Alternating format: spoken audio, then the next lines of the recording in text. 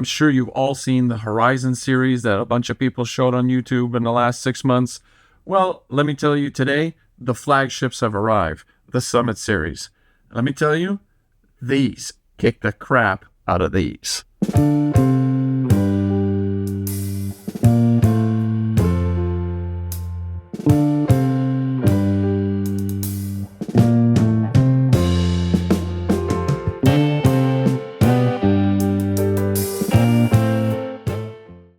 Hey everyone, welcome back to the Hi-Fi Cave, and if you're new here, I'm Loic, and whether you're just dipping your toes into the high-fidelity world or you're a seasoned tube rolling geek like me, post a comment down below, say hello. Today, I'm sharing my experience and opinion on the Psvane's new Summit tubes. Now, the Summit tubes are the new flagship line, so I'm going to cover the break-in period, the sonic character of the tubes, where to buy them, and stick around because I'm going to share a little cautionary tale that I experienced ordering something off Amazon, which can be relevant to buying tubes. First off, for beginners, what's a tube break-in? Well, think of it like breaking in a new pair of shoes. They start pretty stiff, but they get comfy over time. So in tubes, it's about electrons finding the easiest path as it flows through the materials in the tube.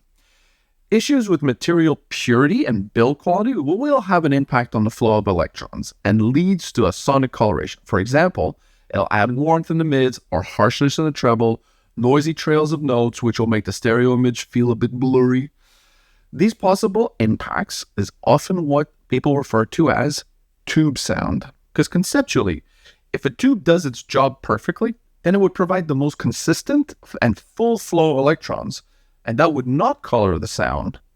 It would instead provide a super clean, very intense, strong, and a full and linear frequency response, which would just give you a much better tonal balance, nicer, cleaner soundstage, more air, and overall more energy felt in your chest, which brings a more emotional response to your music. Now, trained ears will pick up these differences, and I'm careful when I say a tube is the best or not, because in hi-fi, tube rolling is a way to tailor the tone of your gear. So depending on the component's voicing, so the combination of the capacitors, the feedback setting, the resistors, it can be the difference between Johnny Cash's voice sounding like this, I hurt myself, or like this, I hurt myself.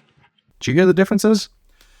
Sometimes some people love that old school and even noisy tube effect, as it can complement some brands of hi-fi gear. So breaking in a tube can take a few hours, or it can take 100 hours. And during that time, the sound changes. It goes up and down. Some sessions are going to sound bright, some will sound bloated, some will sound thin. When the differences stop and the sound becomes consistent in each session, that's when the break-in is done, because the tube has settled, it is what it is, and now those electrons are following that path. The time it takes to break in, though, gives me an idea of the tube's material and build quality. So a longer break-in often means that more impurities are in the materials, as the flow of electrons take longer to groove out a path of least resistance, and that leads to coloration. And when I look at my notes of breaking in different tube brands and models over the years, the Psvane Horizon tubes took almost 100 hours to settle. And man, there were wild swings. Like one day they were rolled off. The next, the bass was bloated. And I had a similar experience breaking in Art Series tubes also from Psvane. So if you're a hi-fi nerd like I am, okay, let's geek out on some of the comparisons, that tubes that I've rolled over the years. Lille Elites, not cheap. On average, those to me, according to my notes, took between 30 and 60 hours. Western Electrics, also not cheap. 20 to 30 hours to break in. Audio Notes, 30 to 50 hours. Cryotones, spot on, perfect, day one. New old stock Mullards from the 60s. I've had some take about 50 hours to break in, and yet sounded warm and rolled off at the end. RCA new old stock varied unbelievably and became some of the most warm mid-range I have ever seen, and took about 35 to 40 hours to break in, but then they died. I've also had Telefunken tubes over the years. That's right, the big fancy Telefunken, hard to find. Those were super consistent and had an amazing frequency range, similar to what I experienced with Cryotone today. However, good freaking luck finding actually new old stock Telefunken tubes anymore at a price that is potentially affordable. They're nuts. Now the Summit tubes right away sounded cleaner. That glare on the top end that the Horizons have and the coloration, gone. And after 25 hours, it seemed like the break-in was already done, which is a very good sign. Now, what about some of the tubes that I also broke in, but I found had the biggest swings and took the longest to break in? Fortunately, it's some of the more common tubes. Things like Electro-Harmonics, Gold Lions. Yeah, so those tubes always took 100 hours plus to break in, and the variations were quite significant. And what do I mean by noise? So you know those jazz brushes on some recordings? Picture you hear a little bit of that noise, even though there's no jazz brushes in the recording. You hear it in the note decays at the end of the notes, and it makes for instrument separation to lose space, and your soundstage doesn't feel as airy. The Summits performed much better than the Horizons when it came to noise. You could not hear that trail of noise at the end of each note, like you kind of do with the Horizon.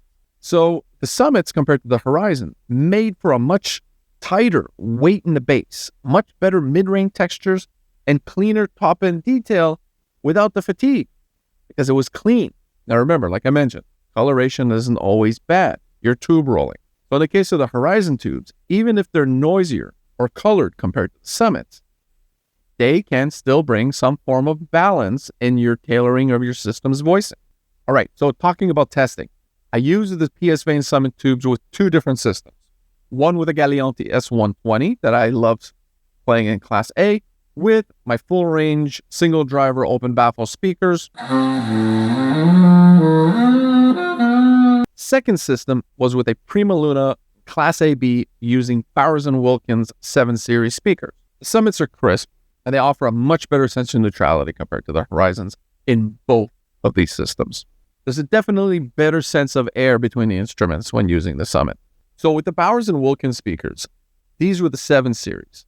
Like the 8 Series, the tweeter is kind of on the outside, and it's a metallic dome type tweeter. And these types of tweeters can be amazing if there's little noise in the system, because the nature of these tweeters will greatly expand on the details and give you far more information in your music that you don't easily hear with soft tweeters. However, there's a downside. The downside is if you have noise in your system, these tweeters are going to make that noise felt, especially if you're in a highly reflective room at loud volumes, not pleasant.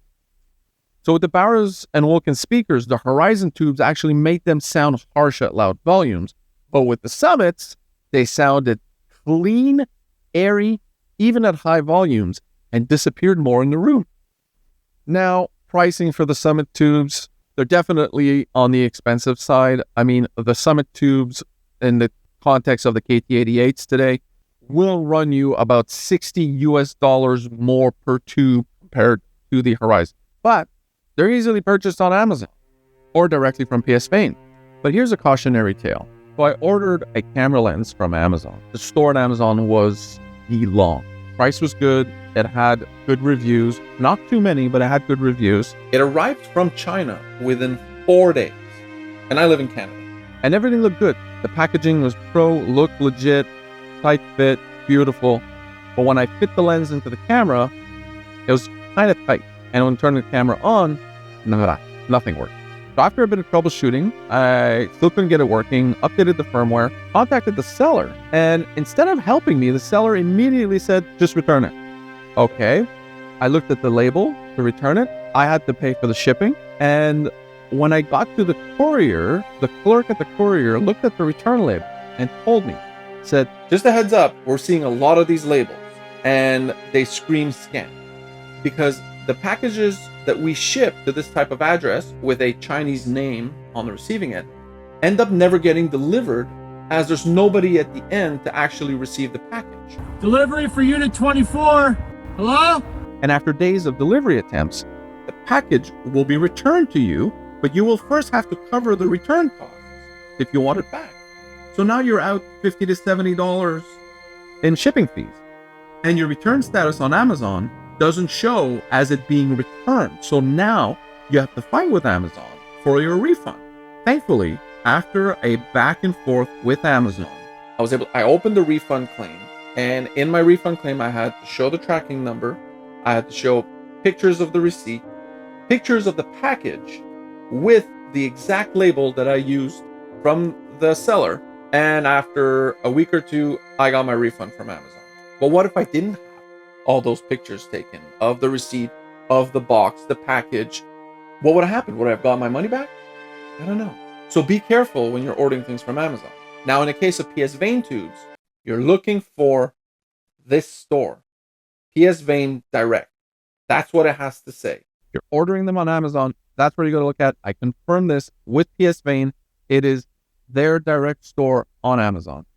So that's my take on the Summit series from Psvane's. If you can afford these tubes, they're way better than the Horizon and Art series. Subscribe to the channel, helps us out greatly. If you want to be able to connect and discuss with me a little bit more, I do have a Patreon page. All the details in the description or on my channel. Thanks for tuning in.